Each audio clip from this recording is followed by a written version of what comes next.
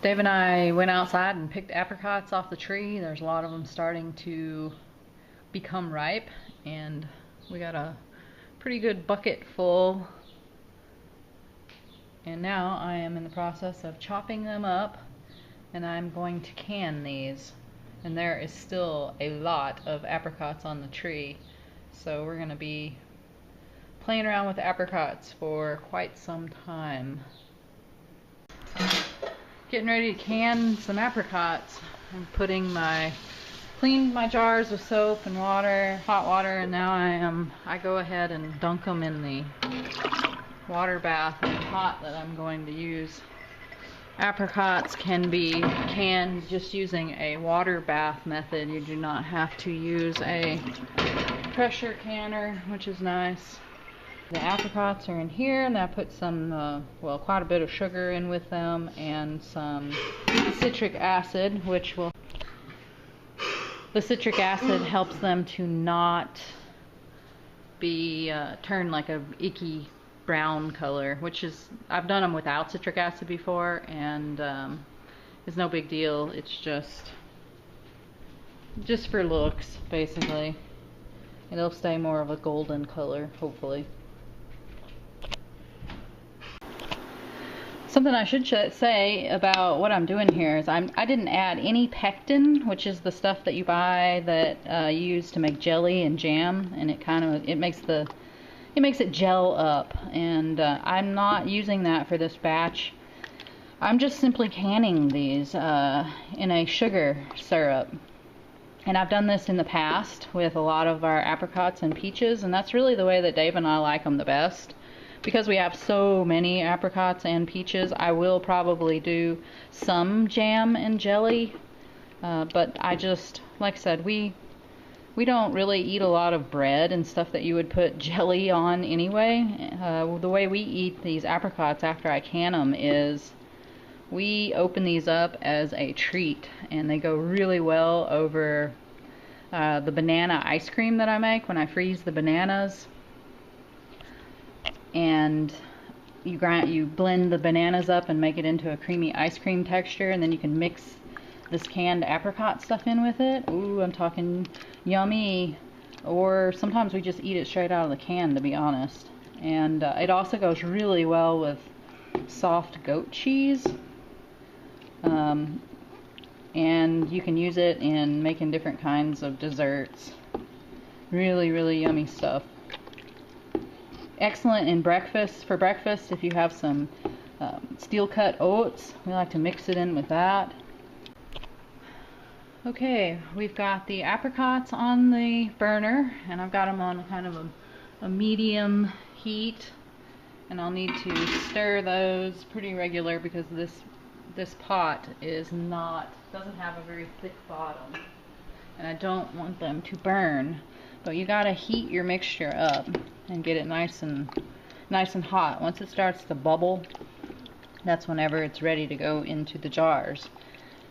Then in the meantime, I have my pot that I'm going to do the canning in. I've got it full of water. Well, not full, it's about a little less than half full.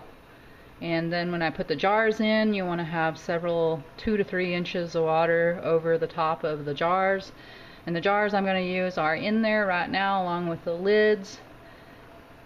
Bringing that all up to hot. You want the jars to be hot whenever you put the hot apricots into them. Everything's got to be close to the same temperature. And I put a little bit of white vinegar in with the water, and that helps the jars to not get cloudy, because we have hard water, and the jars it'll get cloudy deposits on them without the vinegar. Anyway, so that's it. Now I'm gonna just be stirring my apricots until they start to bubble. Here are the other tools I'll be using while I can the apricots. This little thing here is just a stick with a magnet on the end, and that helps you to pick up those lids, the metal lids that you put on. Everything's very hot, so you need little tools to be able to touch things without, or move and maneuver them without touching them with your hands. This is a funnel, a jar funnel, mason jar funnel for putting the stuff inside the jars. These are some tongs, special tongs for grabbing the jars because they'll be very hot. And then I've got a stainless steel ladle, which is what I scoop the apricots out with and dump them into the jars through the funnel. Still stirring my apricot mixture. It takes a while to bring a big pot like this up to a full boil, which is what I need to do without putting it on high heat. I don't want to risk burning the bottom of the pot.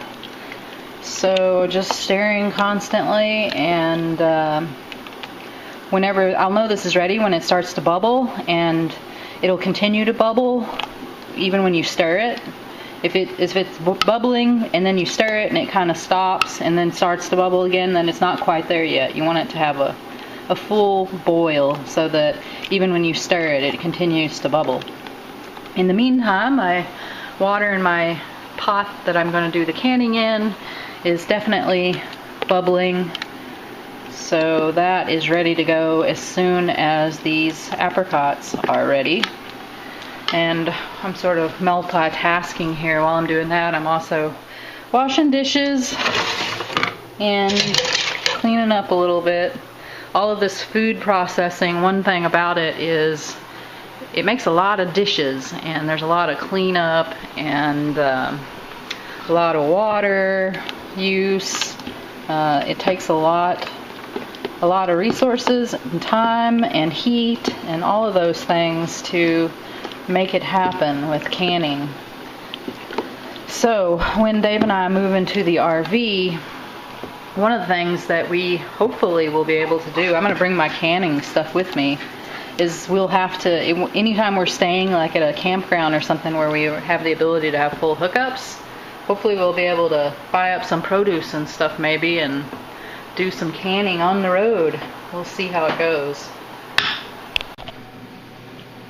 Okay, I have scooped all of the apricot stuff into the jars. They are in there, and I